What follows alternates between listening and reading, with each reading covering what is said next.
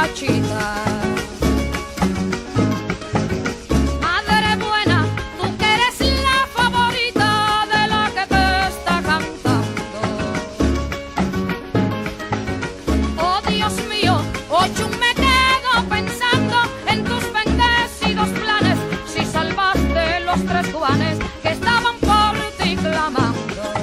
Ay, me voy para las montañas porque mi amor aquí no me quiere. Como guajira que soy, voy a internarme entre las montañas. Como guajira que soy, voy a internarme entre las montañas. Oh, que por la guardarra llevo a ir. Acérquese, compay, que ya empezó el guateque. Vamos a pasear por los campos lindos, muchachos. ¡Santa palabra, Celina! Así mismo, Tito.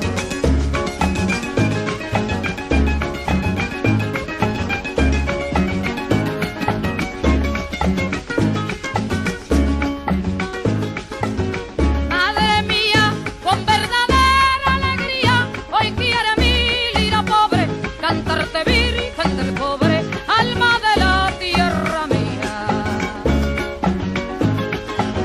Madre buena, la santa fe que me guía a darte un verso bonito. Mira, madre, llega hasta tu altar bendito, al par que mi lira suba, y en el nombre de mi Cuba, Ochun, yo te felicito. Ay, me voy para las montañas porque mi amor aquí no me quiere. Como guajira que soy, voy a internarme entre las montañas. Como guajira que soy, voy a internarme entre las montañas. Ay, como guajira que soy, voy a internarme entre las montañas.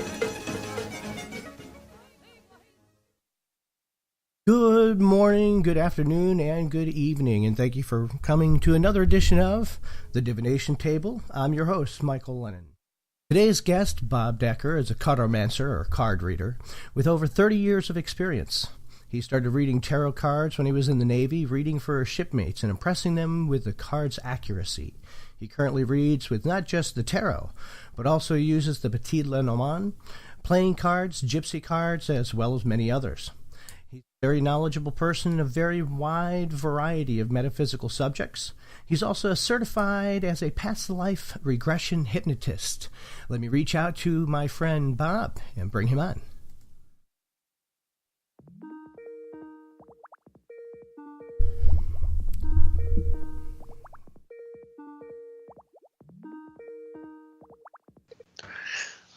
Good Hello, Michael. afternoon. How are you, Bob? So good to have you here. Yeah, it is good to be here. Always good to be here with a good friend. How you doing? I'm doing wonderful. I've been looking forward to having you on the show because, I stalk everybody.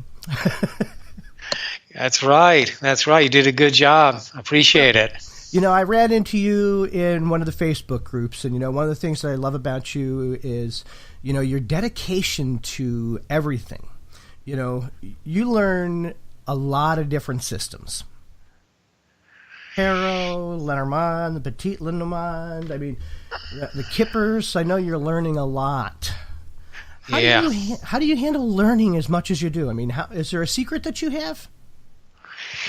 Well, I've always been the kind of person that when I get interested in something, I just really sink my teeth into it. I just really go all out and just make it my own. And that's just kind of like the way I've been since I was a teenager. And that's not just with academic stuff, even something like, playing ping pong. I say, this is pretty cool. I'm going to learn this, and I'm going to get good at it. And I would go ahead and I would do that. But with the cards, it's been an interesting story. It has been. In direct answer to your question, I really do enjoy studying these things. I do have a bit of OCD. So No, none of us have that. I think it comes with the territory. When you really have a deep affinity, for doing any form of divination, you really find you can't stop. Yeah, that's what happened to me. I couldn't stop. It happened to me about, was it 30? Boy, almost 35 years ago, 34 years ago, I was in the United States Navy, stationed out in Norfolk, Virginia. And I was also in an organization called AA, Alcoholics Anonymous, and which I'm still into to this day. Nice. And one night, a civilian friend walked up to me at one of the civilian meetings, and she goes, "Bobby, how long you been sober?" And I go, "Oh, I think about 9 months, Doris." She goes, 9 months. She goes, "Maybe that's long enough. Do you go to church?" I go, "No, I don't like church." And she says, "No, I understand." But she goes, "Listen, I want you to try my church. It's different. And I think if you check it out, you'll like it. But if you don't like it, you never have to go back. I promise you." And I go, "Okay. No, I would try your church. What kind of church is it?" She goes, "Have you ever heard of spiritualism, Bobby?" I go, "No." She goes, "Just come and check it out." So I did, Michael. I went to the spiritualist church and checked it out, and I thought it was pretty neat. You know, these people are sitting around talking to the dead. They're talking about the chakras. They're talking about reincarnation, numerology, divination systems, ESP, all this stuff. And I'm like, wow, this is pretty cool. This is a fun church. It's more fun than that Bible Baptist church I used to go to. So, you know, I started a few spiritualist churches. Yeah, you know, they. It's not like a church. It's a complete learning environment. Exactly. It was like going to a school, which it was. They had regular classes there. They had all kind of things going on all the time. And one night I went to a tarot class just to see what it was. I was just so curious at this point after experiencing some of this stuff and seeing how neat it was and how non-satanic and non-evil it was. I was like, I got to try the tarot, you know, because I hear about tarot or tarot, however you want to pronounce it. You know, you say potato, I say potato. You say tomato, I say tomato. You know, just different ways of saying it. You know, yes. Tarot or tarot. So I went to the class, and I was like, you know, I'd always thought about black cats and bats and Addams Family when I hear the word tarot cards. I was like, no, it's probably not like that. I got to see what this is. Well, the class was well underway. All right, very much underway. And they said, you won't be able to join. The girls have been studying for 6 weeks, Bob. They're at a stage where they're reading for each other. But, you know, if you're quiet and you sit and be respectful, I'm sure they won't mind if you listen in. And then you can see what you think in the future if you'd want to come back and do the class, the next one that we have. So I sat down next to a couple of ladies who were sitting at a card table reading one another. And immediately I was struck by the beauty of the cards. The cards that I first laid my eyes on was the Morgan Greer Tarot. It is a beautiful deck. I have a copy of it, not the copy I bought back then, but I do have a copy of it to this day. It is a beautiful takeoff on the Rider-Waite. It is the Rider-Waite imagery. It's just the colors are I just find the colors beautiful, and it's a different style of art. But I immediately found myself going into an altered state, just looking at the cards. And then I started listening to what the ladies were saying to each other, and I was like, this is pretty cool. They're telling each other stuff they wouldn't know unless they had the cards in front of them. So I go, that is neat. Now I like this. And see, I bit into it. I'm like, I want this. I'm going to do this. I'm going to get a deck of those cards and some kind of book, and I'll go back on the ship. I was stationed on a naval vessel on an oiler, ammunition, oil, and replenishment ship. And I'm like, well, I'm going to get a pack of them cards and a book, and I'll go back on the ship, and I'll figure it out. I'm going to do it. So I did. I went and bought a baby, small, mini pack of Rider-Waite cards because I didn't want people to necessarily see my cards. I want something small. I could hide them real quick if I wanted to, scoop them up, put them away. I didn't have a lot of space to work, you know. Yeah, I'm on a ship. I'm on a ship with like 600 dudes. You know, some of them are religious fundamentalists. Some of them are just, you know, gearheads. They just don't understand spirituality or care. You know, and I didn't want to get a bunch of negativity and hear a bunch of flack, you know, so I was like, okay, I'll kind of keep it on the downflow for now.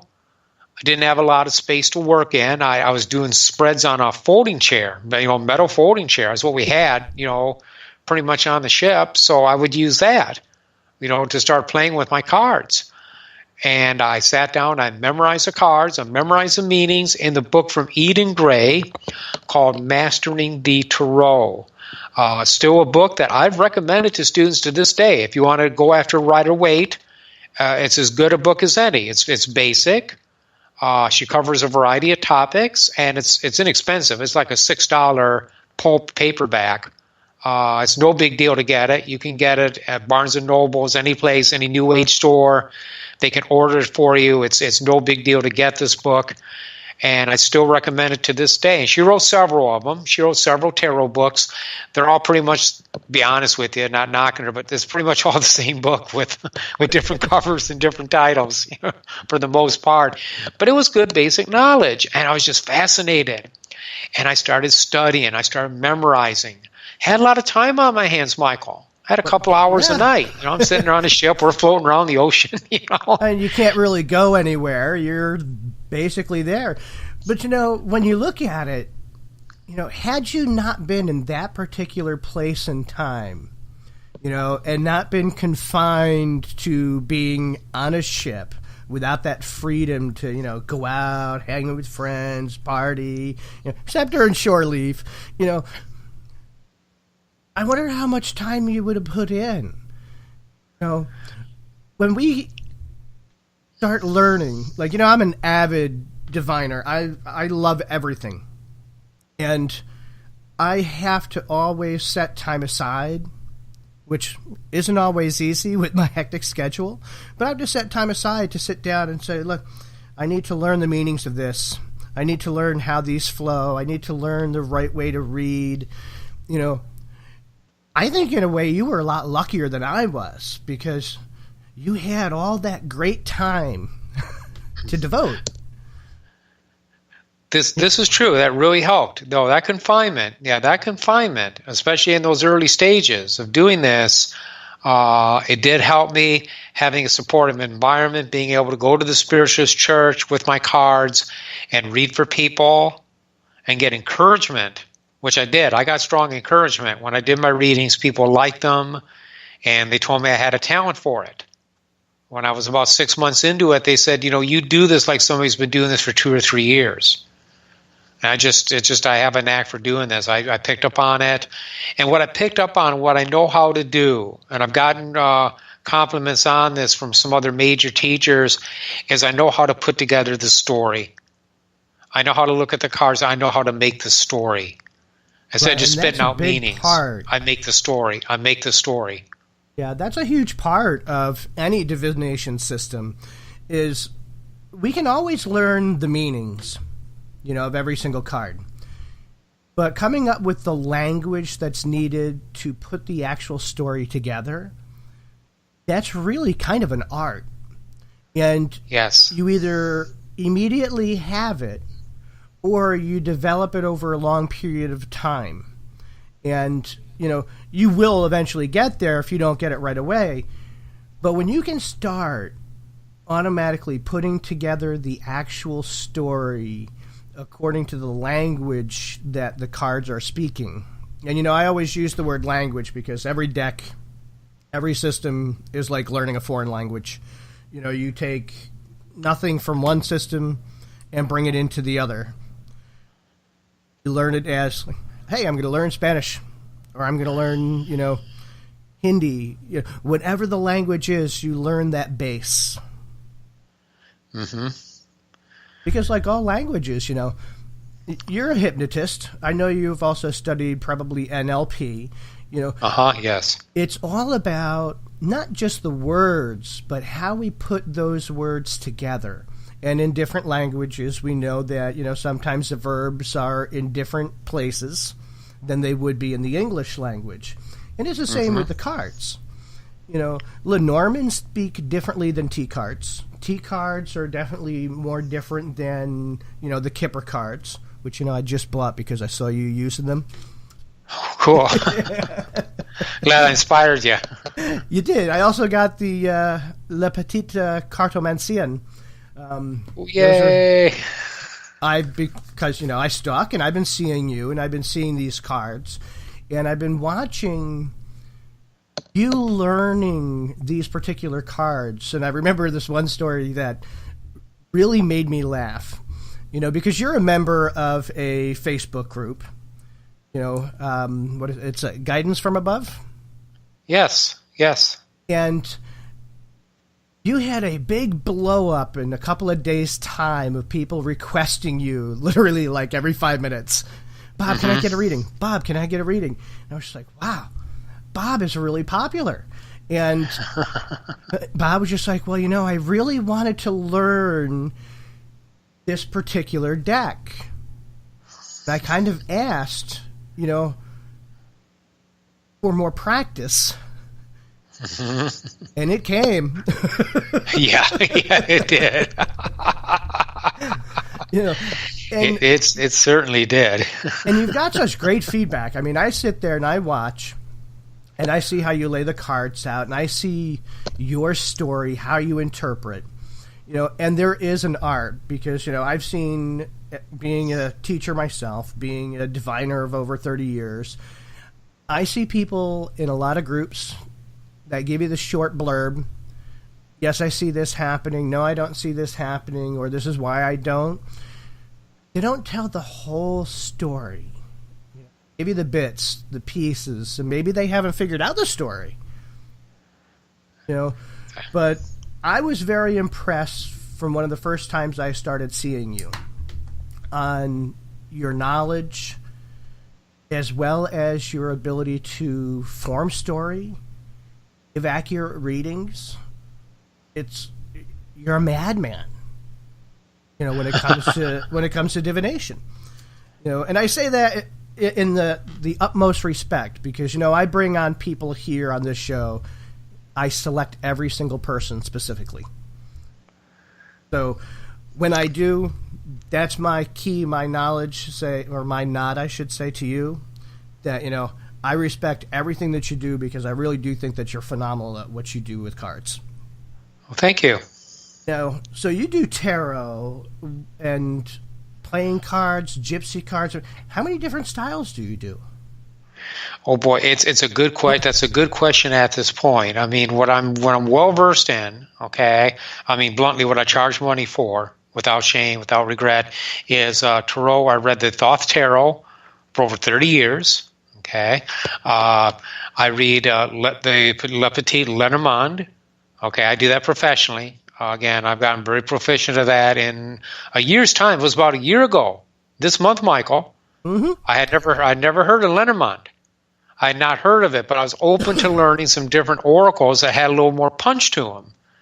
Because I'll be frank with you, I did a reading for a woman, a dear client and friend, and the question was about her husband passing away. He was very sick. I mean, he did not look good when I sat down with him. The fellow just did not look well at all. But I didn't see him dying in the time frames that I was projecting, and I told her so. Well, within a couple of weeks, he passed away, and I was quite surprised. And also, I felt a little let down. I'm like, these tools, there's got to be something I can use that's a little more direct. I mean, we generally don't want to tell people they're going to die, but sometimes it's a legitimate question. Sometimes people really need to know, am I going to have a disaster? Is this business going to fail, or is it going to work? Okay, is my health going to hold up or not? There's different things that people need to know. So I'm like, I want to learn something different. And then I just happened to be one time on a website with a guy named Robin Artisan, who you may have heard of. He's a very traditional witchcraft fellow. And he had an article available on Lenormand. So I went ahead and downloaded it. It was a free PDF. And I go, that's very interesting. This looks like an interesting thing. And I think I might even have these cards. Because years ago, somebody gave me a box of cards. And I thought I remembered seeing something like that. And I went and dug around in an old drawer, and I found a deck of Blue Owl Lenormand cards, a 1979 vintage deck. And so I got that out, and I started to play with them. And then it just went from there. I quickly got off of his article. I wanted more traditional teaching because he's totally non-traditional in how he was using it. Right. But I'm like, and then I discovered Rena George, discovered her book, discovered her class that she was going to have, her master's class. I signed up for that. I started studying the book avidly, started practicing on my clients, and started to get fairly early on good results with it. So I picked up strongly on the Lenormand. Another system I do use, I used a little bit professionally here and there, is Tarot de Marseille. And again, that's very different than Thoth Tarot because it's not esoteric. Right. Working more in a pure visual sense, looking at the pictures, looking at the gazes of the court cards, of the trumps, looking at the symmetry, looking at the size of the characters in comparison to each other, and the flow of the energy. So it's a different style of reading, and it kind of prime you up for something like Kipper, which is directional. Kipper is all based, the directionality is everything. If you're not reading the directions, you're not reading Kipper. You're doing something different than reading gotten Kipper to that point with Kipper yet. cards. I haven't gotten there yet with the Kippers. I got my deck. I've, thumbed through them. I've looked at them.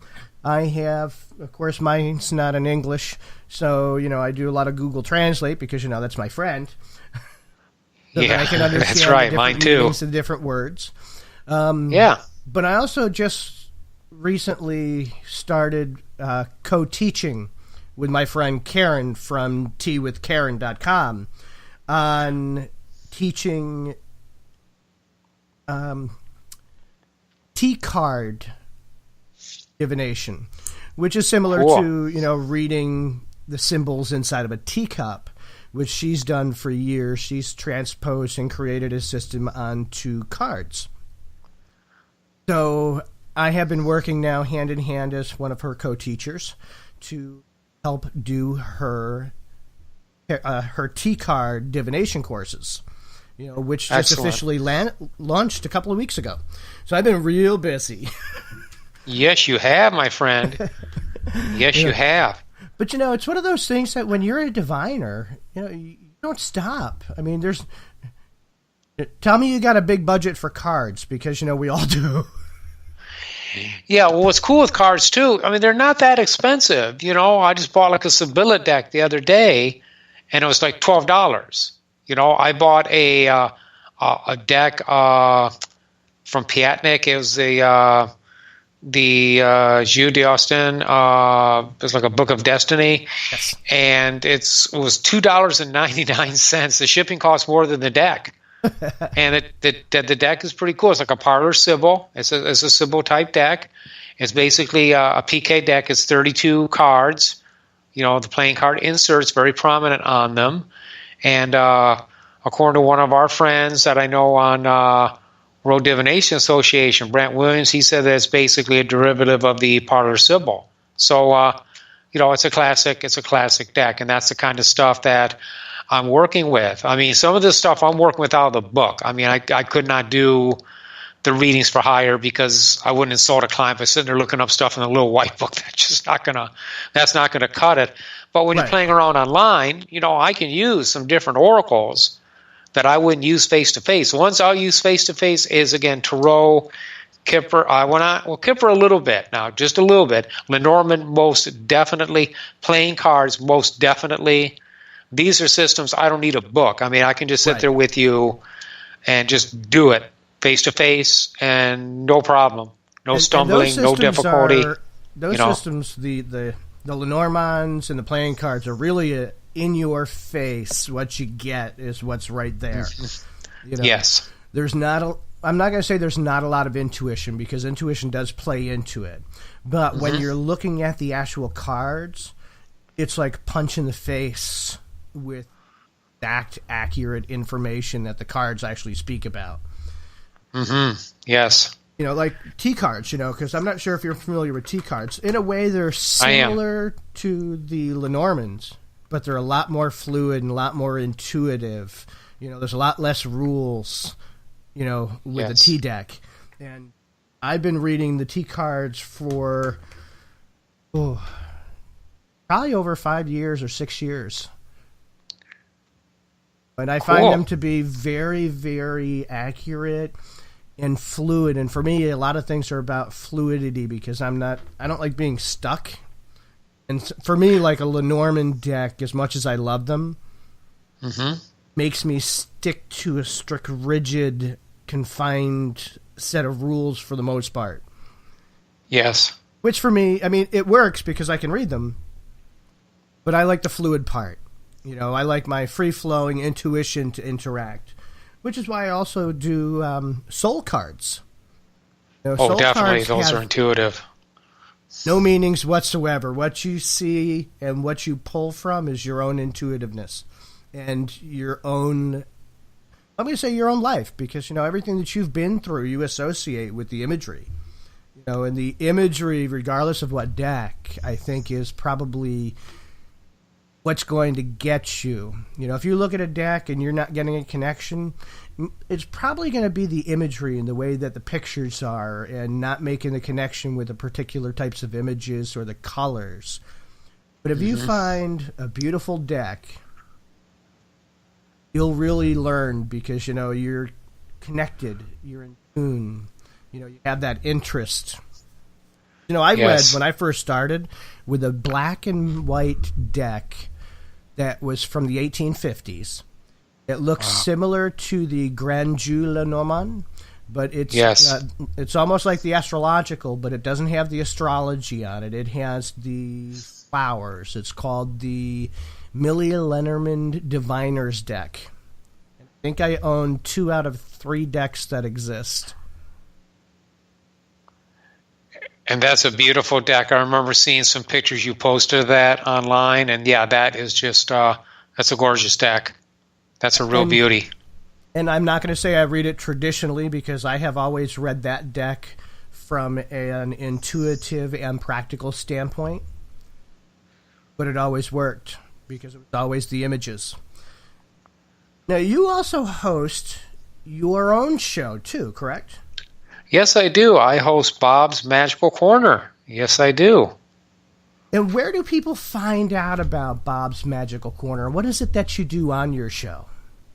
Okay, well, Bob's Magical Corner is on Thursday afternoons at 3 o'clock, and it's an internet show. It's w4cy.com. That's w4cy.com. And I do post stuff on it to Facebook. That's another way that you can find out about it. I have to update my website. My website is like completely static at this point. Soon, sometime in the next couple of months, I'm going to break it and redo it as a WordPress blog. Okay, that's what I'm heading towards doing. But for right now, I'm putting stuff up on Facebook. But yeah, w4cy.com, Thursday afternoons at 3, Bob's Magical Corner. That's my show that I host. And what types of things do you do on your show? I read cards. That's just basically what I do. I started off with the idea that it could be a talk show. Maybe I'd have guests. Maybe I'd talk about different metaphysical topics. But I also know that if you want to draw an audience, you start doing readings on the air, and they come out of the woodwork. And that's what's happened. I can't answer all the questions that I get sometimes on the show. And I use whatever I want. Again, I don't have to be limited to Lenormand Tarot or playing cards. I can use, like I did yesterday. The other day I did Lagrange Lenormand. You know, and the people knew I was reading off a book. You know, but I went ahead and did it. I did the Sibylla Indavana the week before, and I did a spread that I was not familiar with. And I said, let's just go through this together. And the station engineer thought it was awesome. She said, that was great. I just felt like I was right there with you, learning how to do these cards. You know, so I'll use different oracles. I've done a lot of playing cards on the show, a lot of Lenormand.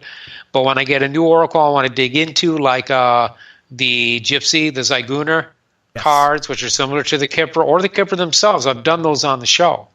You know, that's what the show benefits me is live practice, more or less immediate feedback. People come to me in the chat room and they'll say, right on, that's exactly it. Or they'll say, oh, I'll let you know how this comes out. You know, and I got people coming back, so evidently things are correct, at least to some extent, or they wouldn't return. I think that's beautiful. At some point I'll be having that option on my show. I've just been, far behind on a lot of things, too many things right now in the fire, so.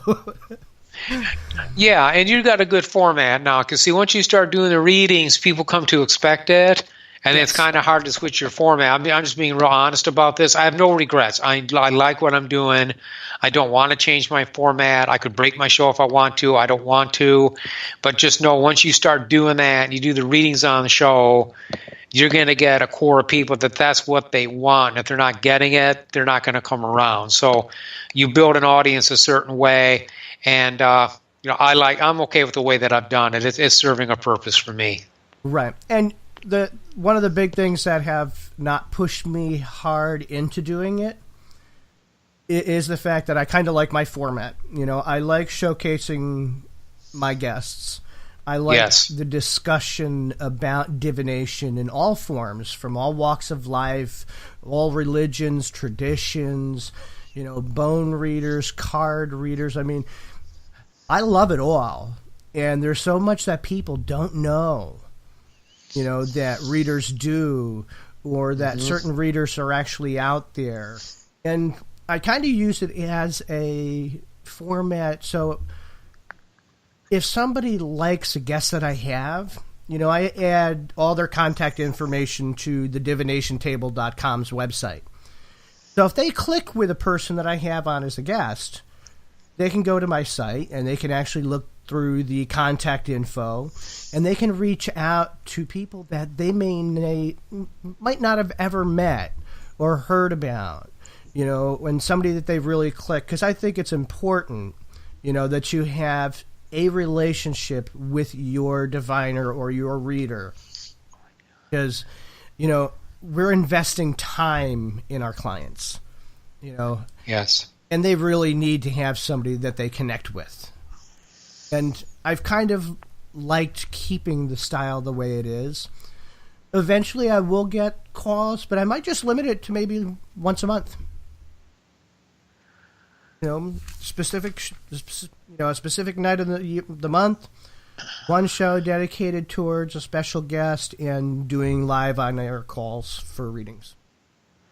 Excellent. That's a good idea. If you limit it to that one night, like if, say, your fourth show of the month, your last Thursday of the month or whatever, just for an example, yeah, that would work. That would work. You could set that as a standard. That would work well. Right, and it would still keep them coming, and it would still allow me to keep my format the way that I have, because I think it's important, that people know and understand all the possibilities, as well as, well, let me ask you. Go ahead. For our listening audience, what would you suggest for people that want to learn a new system? Any tips or any pointers? Places maybe that they can go if they're interested in, any style of divination. What's your best response for them? Okay.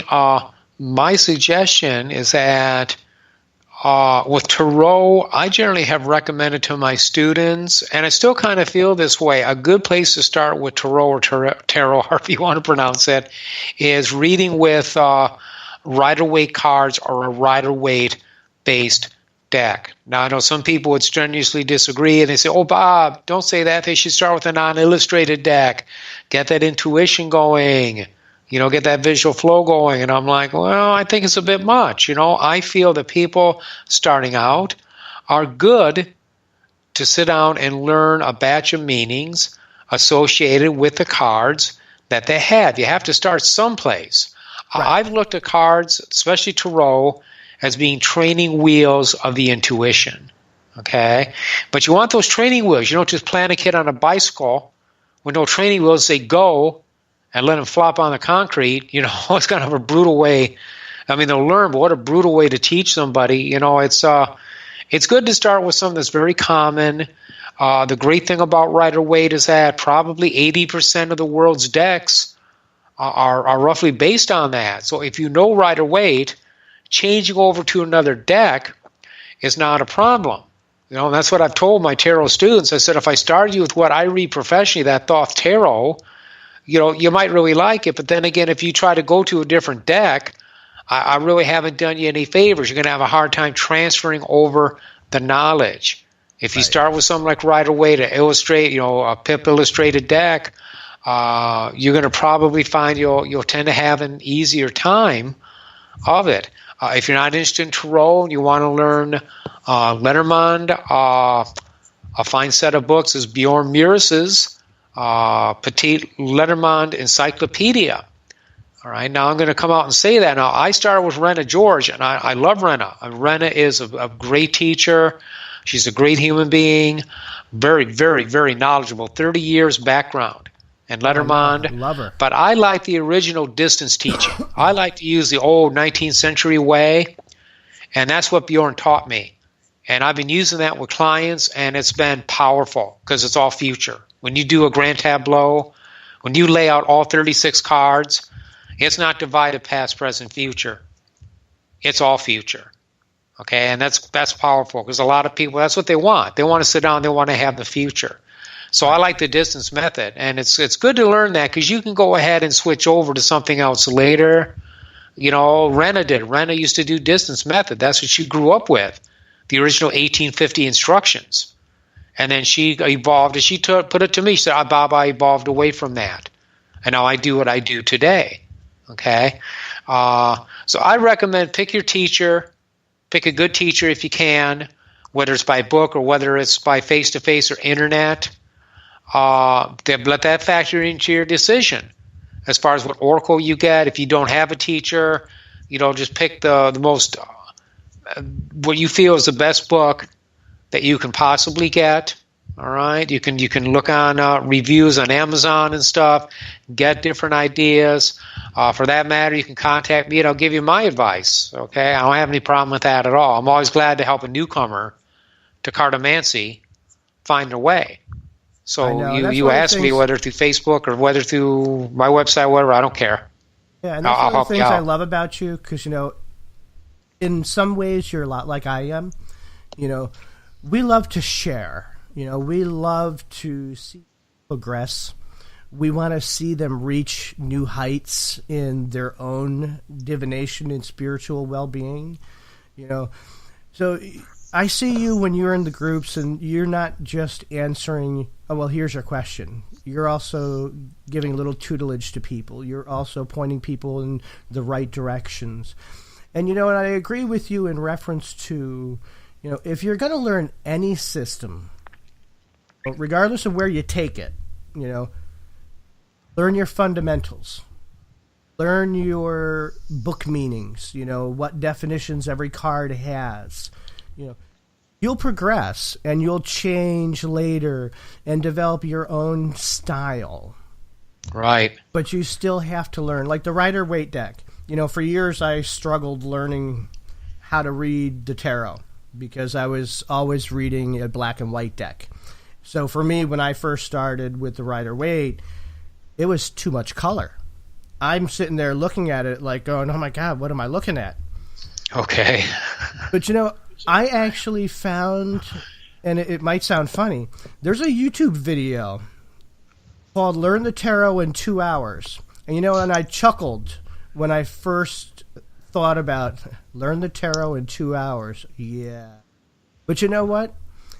That 2-hour video clicked so much about the stories from one card to the next, the cycles of life, the ups and the downs that we have, illustrating certain topics of the different cards, the court cards, that I sat there and was just like, wow, I spent all this time trying to figure out how to look at these cards, that I wasn't looking at the basic understanding of the actual system itself. I was trying to run before I could walk. Right. Now trip us up. You try to run before you can walk, you're going to trip and fall. Right. And I was headstrong. I wanted to learn it. But the way I went about it just was not correct. I wanted to skip ahead. I wanted to learn more about, okay, well, let me look at all the spreads first. Let me see how the spreads work and see. And then I would try going through the book and flipping through the book. But I really didn't have a good understanding. And for me, classes always help. Having a mentor, I feel always helps because they can help push you. And there are some great people that teach.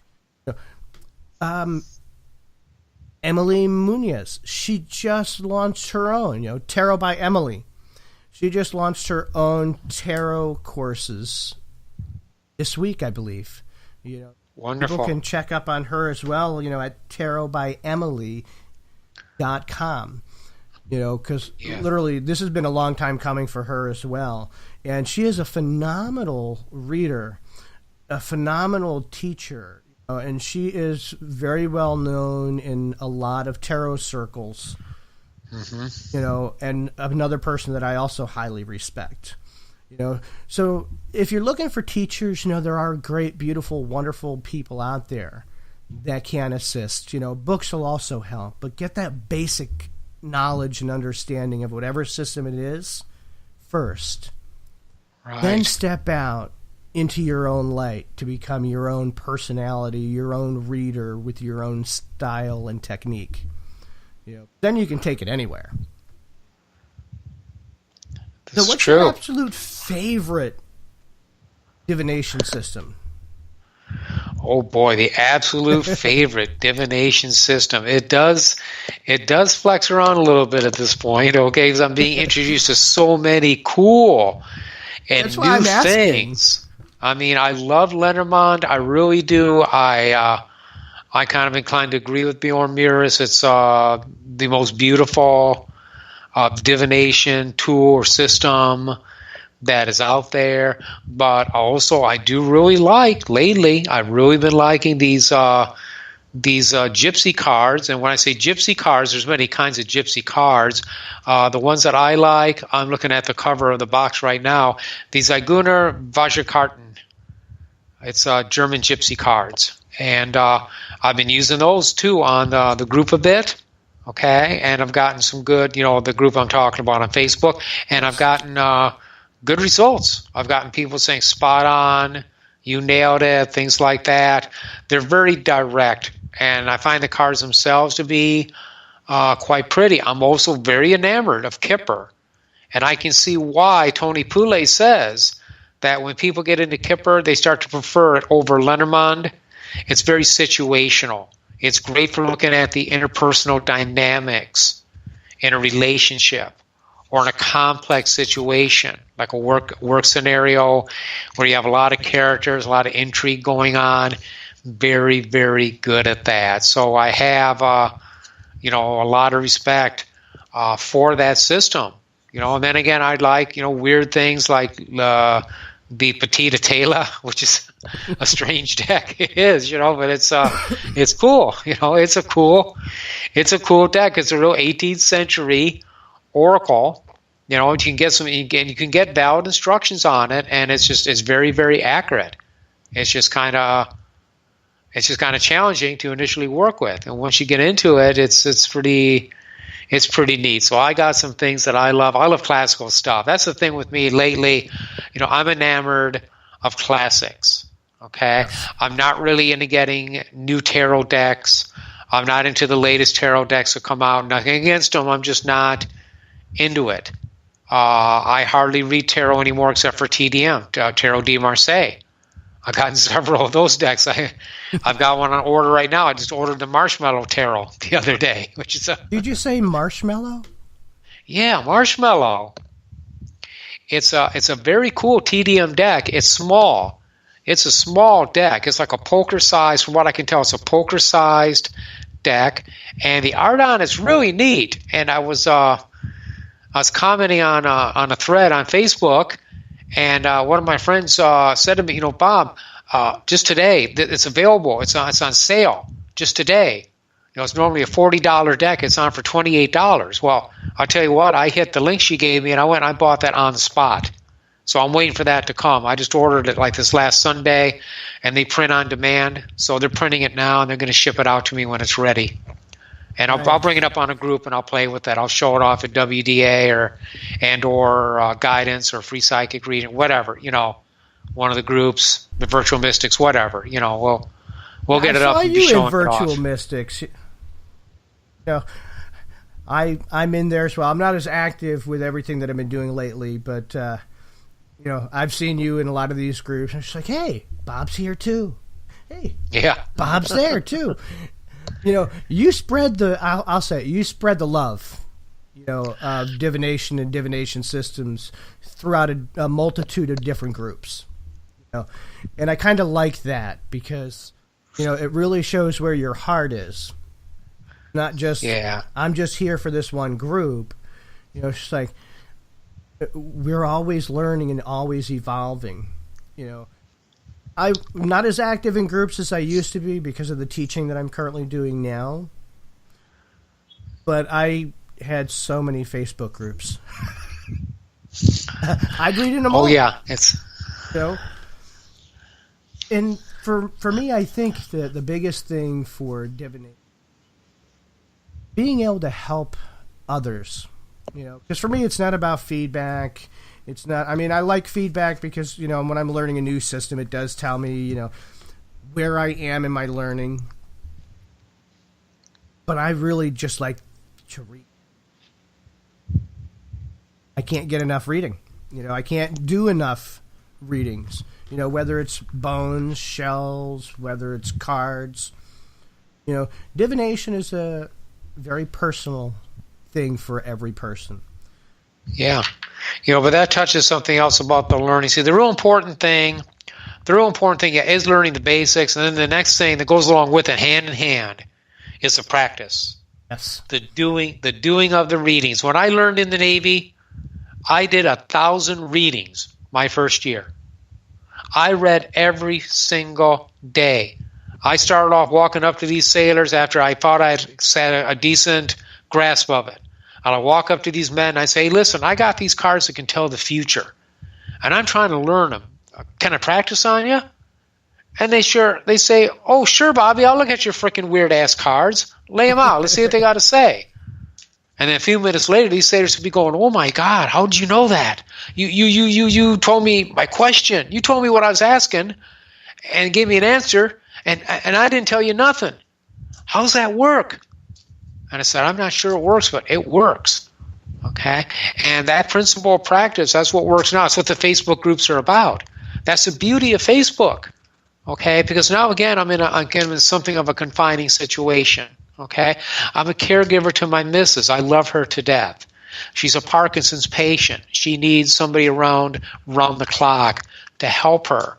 All right? And I don't mind at all. But what helps me in this situation is having these study groups, being able to practice, being able to reach out to people without necessarily leaving the house. That's why I can take up the amount of systems that I do, because if I was working a 9-to-5 job, okay, and, or longer, and then coming home and trying to do this stuff, I couldn't do it. I would never sleep. It's like, Bob, when do you sleep? That's what people ask me all the time, because I do work. Well, I'll do 4 10-hour days. I also help my mom when she needs it. I also go and host my radio show. I'm teaching classes. I try to do a little bit in groups that I can. It's not easy. I do stretch myself, but it's because I love, divination that I devote as much time as I do. I do want to give a shout out to my biggest supporter, who has been there forever, and I know she's probably listening. Hi, Mom. My mom tunes in every week. She listens to all the wonderful guests. She loves, hearing all the news stories, all the different people that, divine in different ways, and she's always been there for me. So, I don't always take time to say, thanks, Mom, for everything. She has always been there for me. So let's get back to Bob. Because Bob, okay. You're a hypnotist. you don't hypnotize people during your readings to, make sure that you're on the right track, do you? No. I've thought about it because, I'm also a certified hypnotist and an NLP master. And, Okay. Sometimes it's just like that thought just hits me. It's just like, we'll love your reading. You can just allow yourself to be complete. Always Cool. a little bit of hypnotist humor. Yeah, that's cool. Though that's cool. All kidding aside, I don't really directly involve hypnosis in my readings. People say my readings are very calming because I do have a calming demeanor, and I use that when I talk with people. A lot of these people come to me when they come face to face. They're upset. They're nervous. I don't want them to be that way, or over the phone for that matter. And so they need that. They need that calming influence. What's cool is that I do get hypnosis business out of it because once they see I know what I'm doing and I'm acting decent, I'm not some kind of pervert or nut. They if they have any kind of work that needs to be done, they come to me for it. They'll let me do a past life regression or work on some other kind of clinical issue that they have going on in their lives, and I'll help them overcome it. Right. And I actually do blend a little bit of hypnosis, or I should say NLP, when I'm doing my readings with a client face to face. And mostly it's just for those ones that seem closed and blocked, that don't want to open up, just to give them a little breather to help them to relax. Just the wording, just the tone of the voice, just giving them sometimes that permission that they can let their guards down, open to whatever spirit is going to come, through message-wise. Because I feel with some of the people that come, they are stressed. They have a lot on their mind. They have a lot on their plate. And, sometimes, unfortunately, people just need a little bit of a boost to do the USA. Yes. Because we know that once they're relaxed, we get a much better reading for a person once they're open. This is true. Now, you do some interesting readings on your show. Yes, I do. We get some very interesting folks on the show. Now, you also, what I want to say, you ask your readers to ask your listeners to ask certain questions regarding their love life, their sex life. You encourage. Yeah, I encourage it. I don't encourage specific content. I just say to them, you can ask any question you want. They're coming in through a chat line. They're not calling in. I don't get callers. I mean, I could put out the call number. I stopped doing it because nobody ever calls. They're all coming through a chat line. They're anonymous. It doesn't show a picture of them, doesn't show a name even.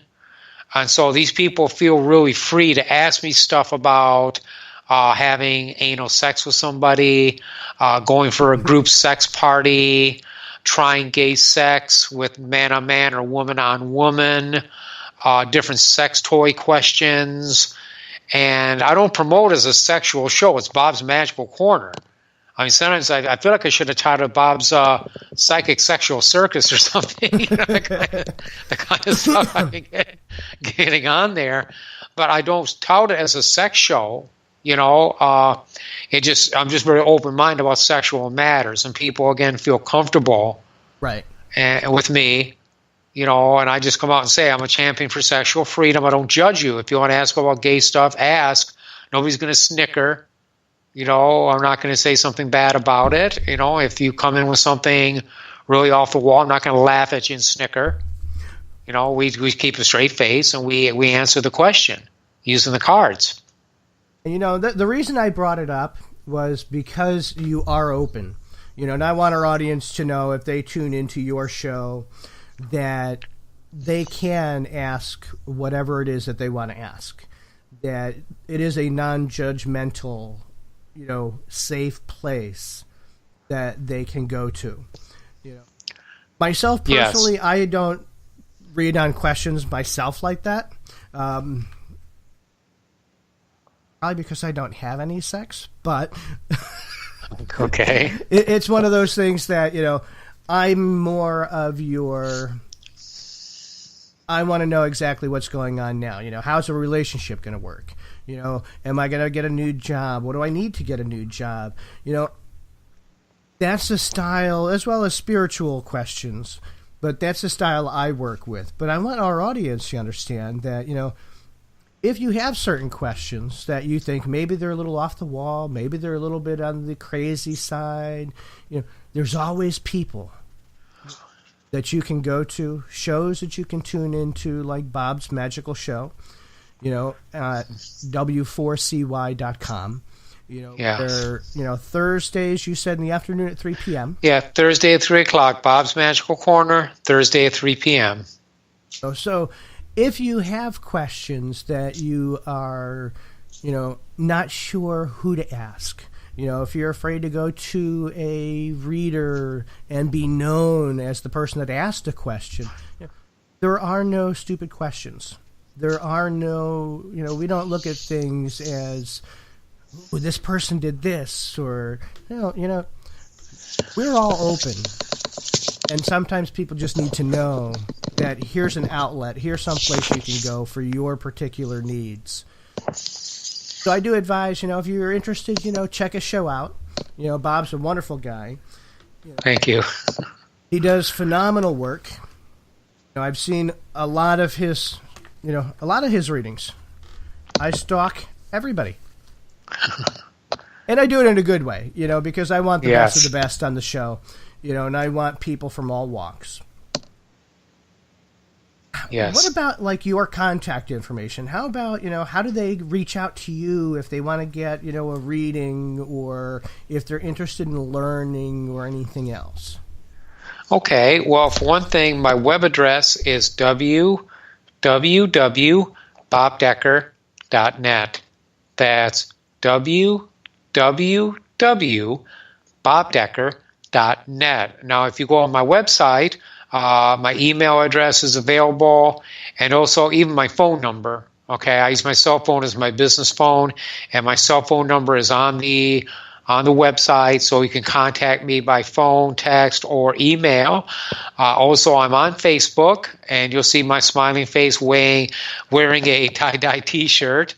If you send a friend's request, just please send a message first where you heard about me, because I got like 1,700 friends, and because of the work I do on Facebook, I get a lot of friends requests from people that just want free readings, and these people I don't take. I reject them. But if somebody wants to be a friend legitimately, or they want some specific questions answered about how to do readings and stuff, I don't mind helping.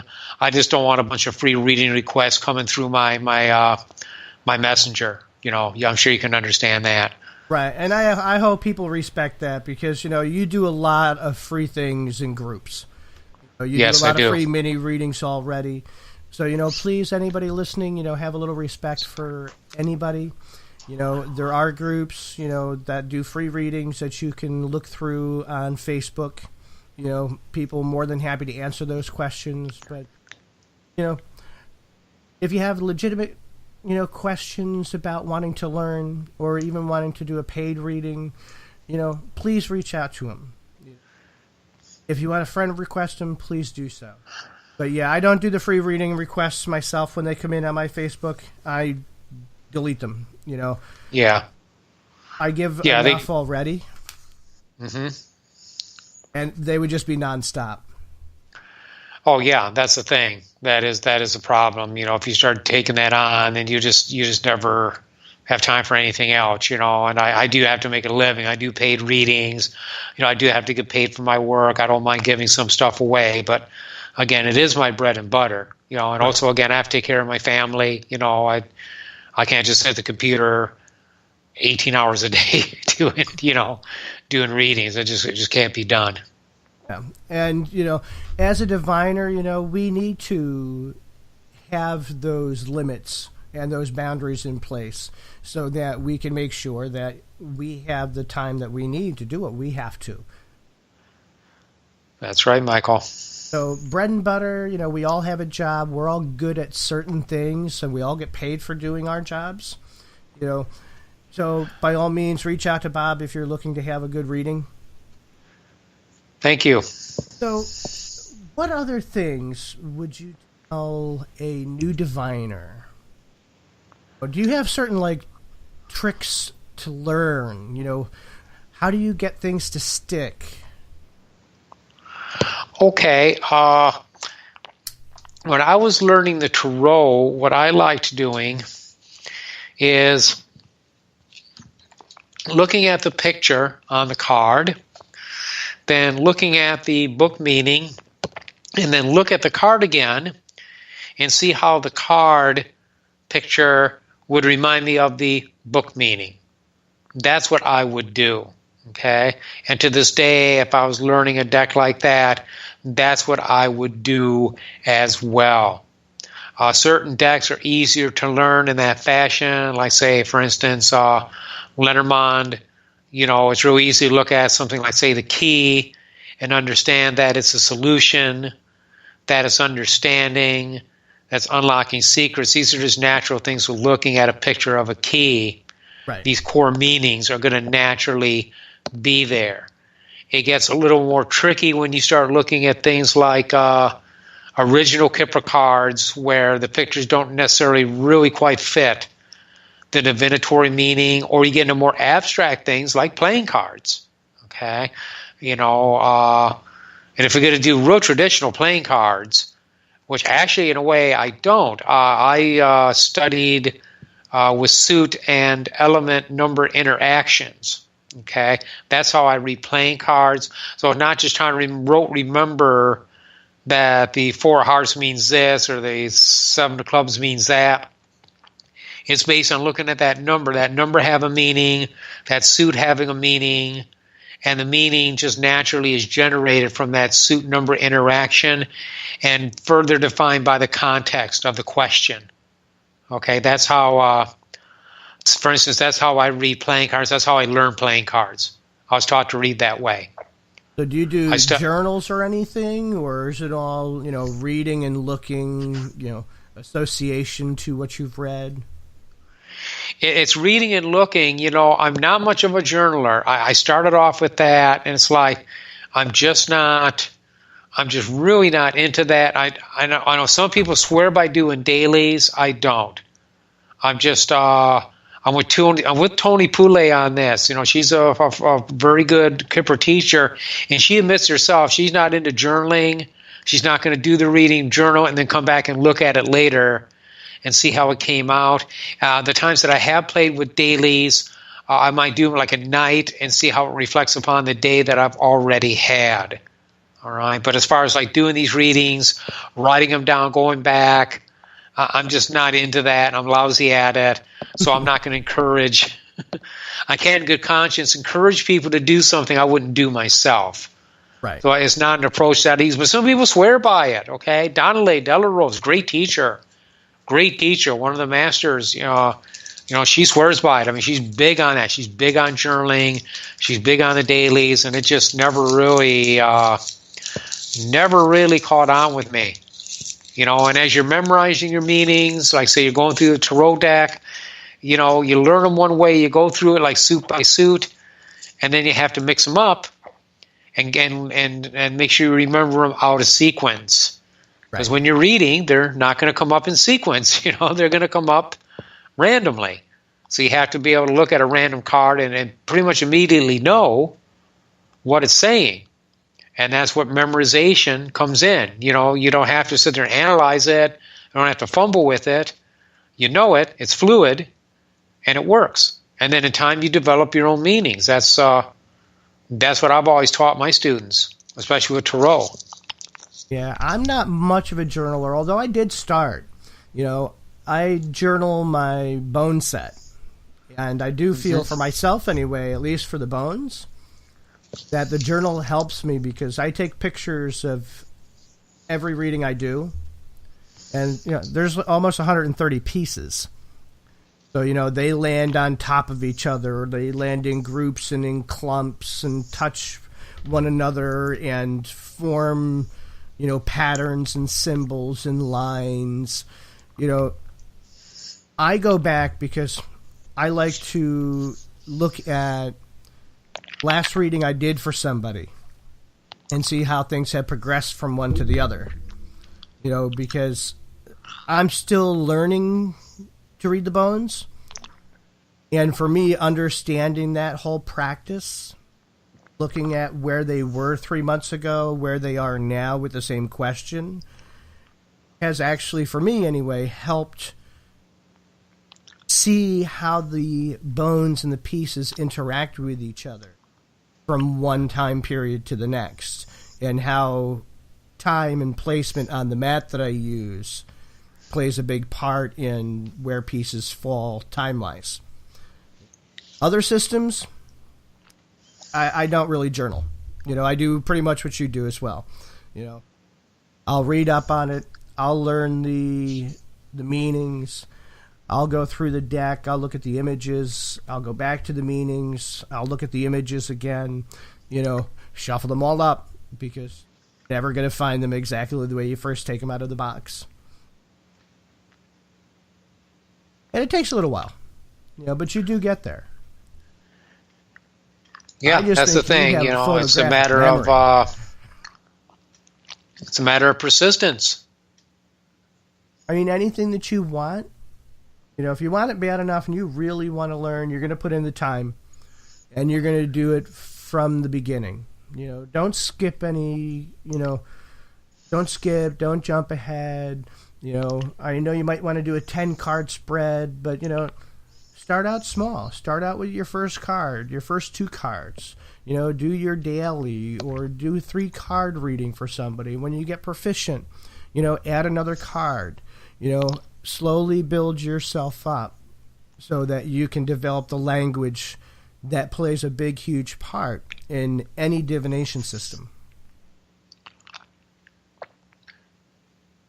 That's right. So what other great things does Bob have? Do you have anything new coming down the pipe?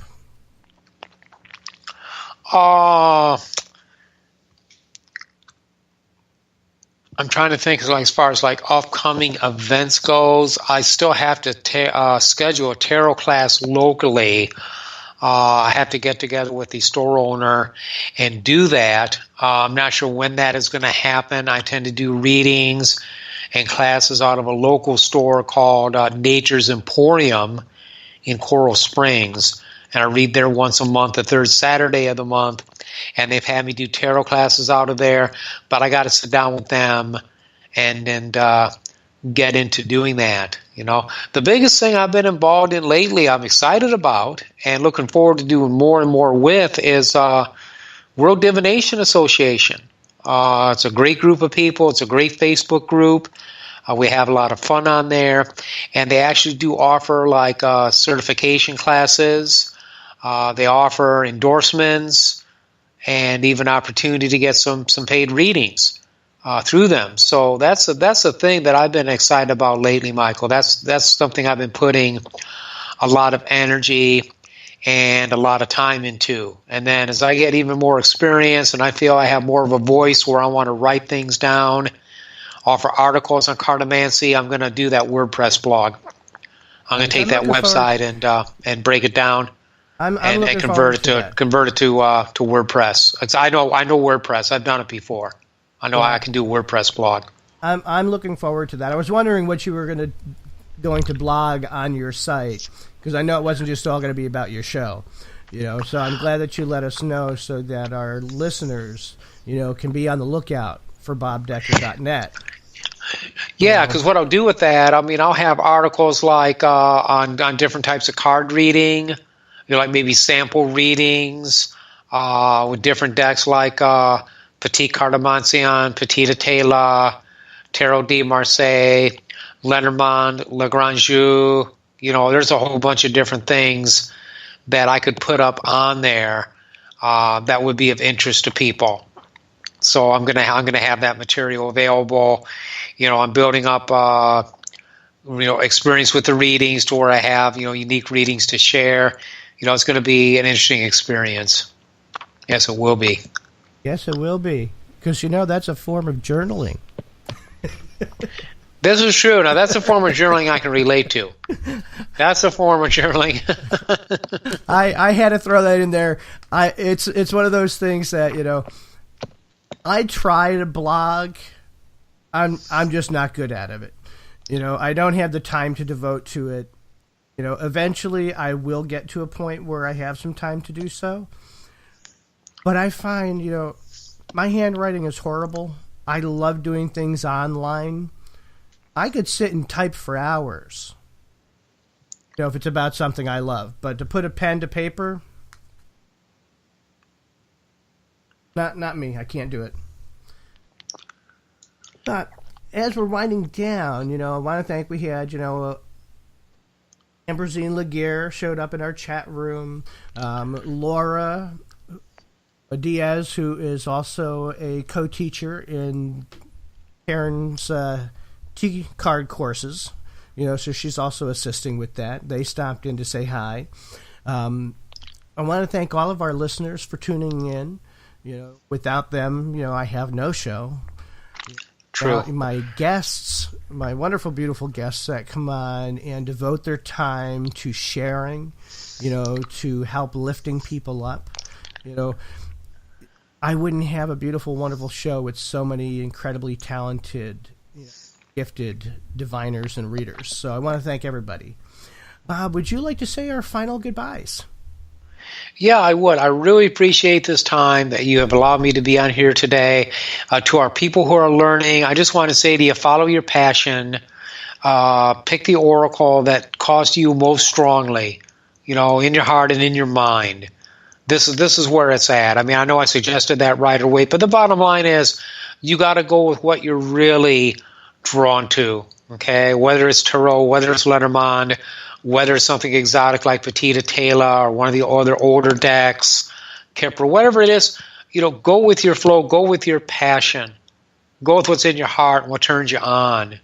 Don't do it just because, I'm supposed to do it. No, do the right thing and do what you feel empowered in doing. And if you're doing what you love, the rest of it's going to follow. The rest of it's going to happen. Don't worry about the money. Don't worry about the time invested. Don't worry about nothing. Just do it. And all that stuff, it'll repay itself. It will. That's been my experience. And it will, and keep doing what you do, keep learning, and you slowly grow, and I stress taking your time because you don't want to rush anything, get those solid basic fundamentals down and progress from there. Bob, you have been an amazing guest. I want to thank you for joining us. I look forward to seeing you more. Of course, I see you online all the time, so I'll have you back in another time. We'll talk about some other things divination-wise, other things that you may have coming down the pipe, because I know there are some changes coming for you. Yes. So everybody have a wonderful day. Thank you for joining us, and we'll see you again next week. Thank you, Michael. Many blessings to you and your listeners. And you as well. Thank you. Thank you.